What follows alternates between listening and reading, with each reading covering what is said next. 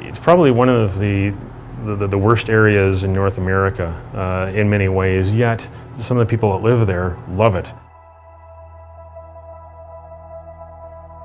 People have a lot of pride in the area. There's also people that are there who have nowhere else to go. It's an area that Vancouver's been trying to clean up for many years.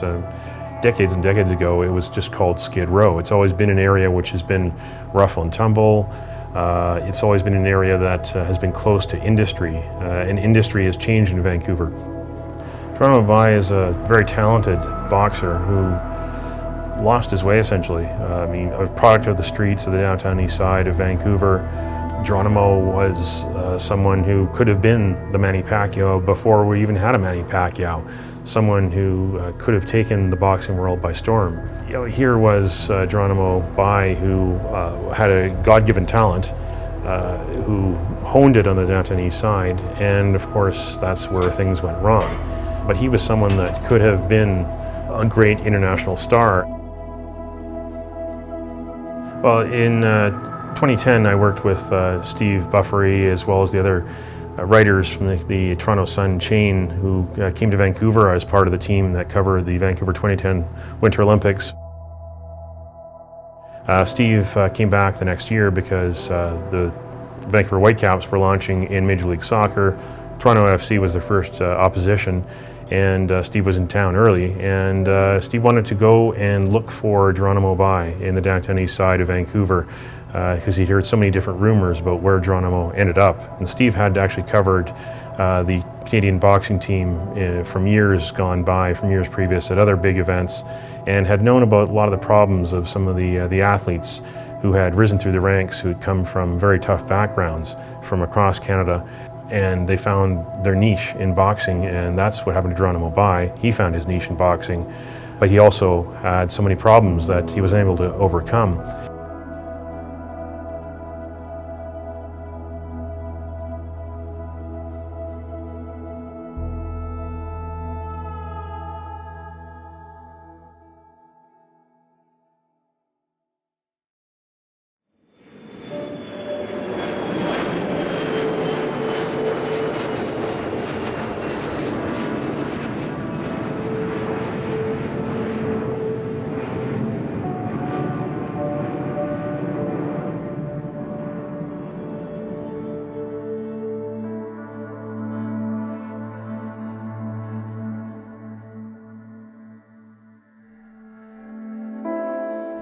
Of all the skill on that team, he was the guy that everybody thought, if this kid ever harnesses his skill, he could be a world pro, like a world professional champion.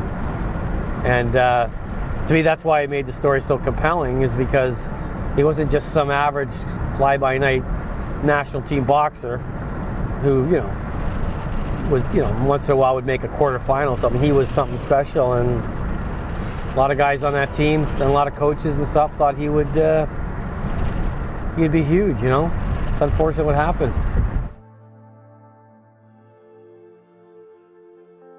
Well, I was given the Olympic beat at our paper about probably about 1995, and I covered Olympic sports as a beat for 15 years. And so I would go to all the major games, Olympics, Pan Ams, Commonwealth Games, and I always gravitated towards the boxing team because I love boxing. Did a little bit myself, also wrestled.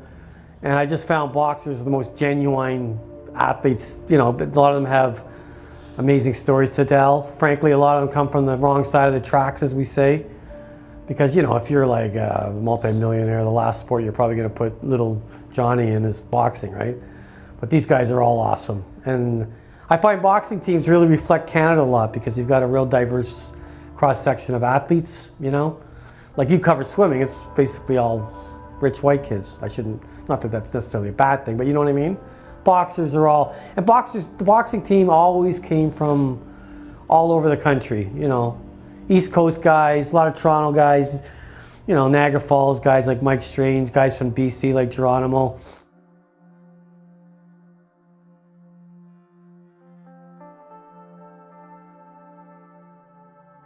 Well, Geronimo first came to know who he was at the 1990 Commonwealth Games in Auckland, New Zealand. That was the first major games I covered. I got to know Geronimo as a kid who was, you know, just like a shiny button is a good nickname for him, as his coach called him, and a really talented fighter. I was like one of these guys on the national team who thought that this kid is going to be Canada's Sugar Ray Leonard. And, you know, as he stopped making the national teams over the next few years, I sort of lost track with him. And I didn't know he even turned pro. He only had like 2 pro fights, and then the next thing I heard is when I went to visit Mike in Niagara Falls at his pub, and he told me about what he had heard about Geronimo, and I thought at that time, wow, I mean, what a compelling story. Hopefully he's still alive, and I'm going to write about him. And then it just dawned on me that not only was Geronimo sort of missing and apparently taking drugs, so many of the guys I had covered over the years were either dead from suicide or drug overdoses, so that I sort of incorporated that with the Geronimo Bie story. Mike Strange is like a 3-time Olympian. He was the net captain of the national team for a number of years. He was a boxer who, he made the semifinals in Atlanta, and he got robbed of a decision. He was 1 win away from winning a medal at the Olympics in '96, and he got robbed. And he was the kind of boxer he was a defensive specialist, and he really took advantage of the way amateur boxing is scored.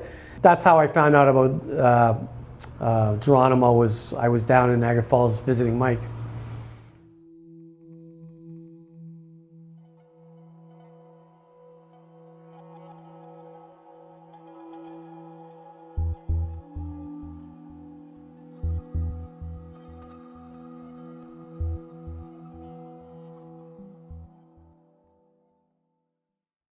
Ladies and gentlemen, our guest speaker at the 4th Annual Niagara Sport Commission Awards Breakfast is Mr. Mike Strange.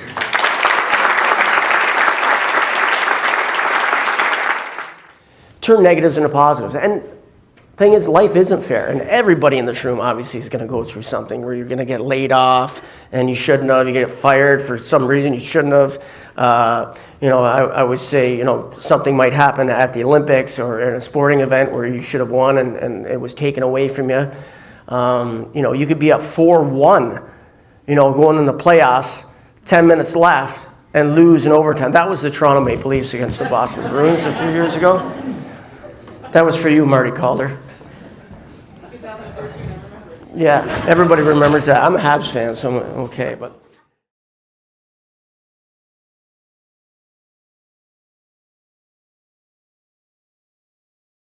Steve Buffery, it was a huge boxing analyst for the Toronto Sun.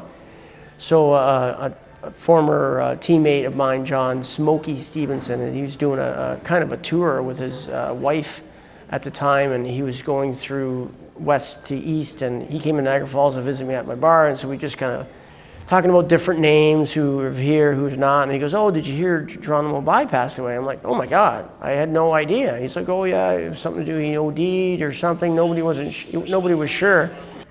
You know, total shock, and I ended up talking to Steve Buffery a few days later, and I was telling Steve about it. He's like, "No way," and I said, "Yeah." I said, "I don't know if it's rumors, because I heard some people said they saw him."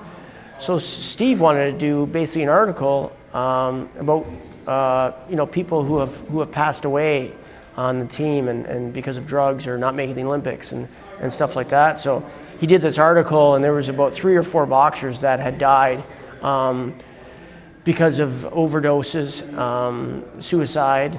There was a few, and results because they didn't make the Olympic team. And I think it's quite a shock to someone who should be at the Olympics, and because of whatever it may happen, they might have lost or weren't in shape or got ripped off on a decision or whatever it may be, didn't make the Olympics. And you see the effect of not making the Olympics on their life.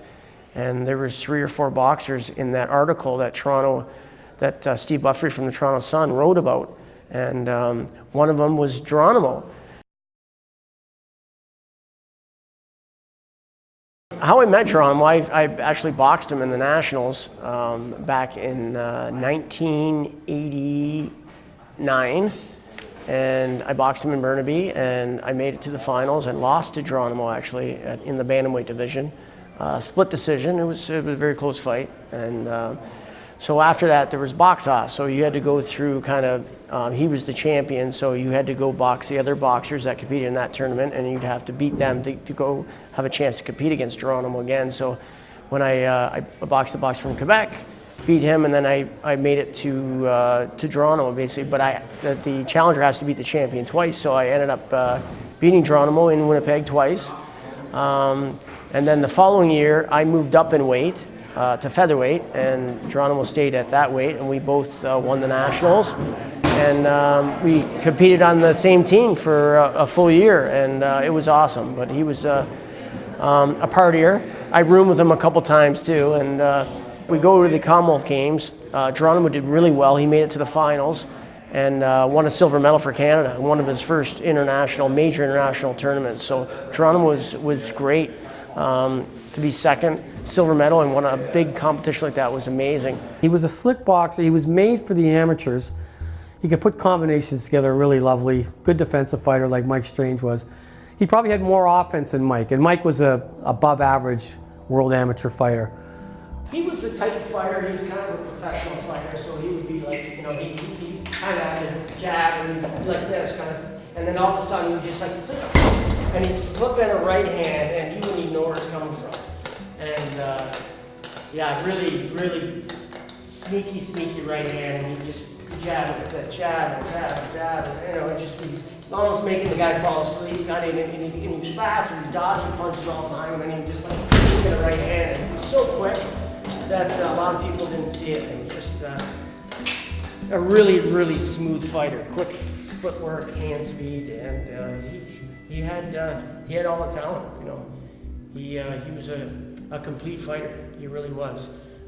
Just the stuff outside the ring didn't help him become a complete fighter, unfortunately. Whether he could have been a great pro, even if he stayed on the straight and narrow, we don't know. But from what I had remembered of him, if he had gotten a good coach in the pros and was disciplined, I think he could have gone really far. I could see him at least fighting for a world professional title, at least.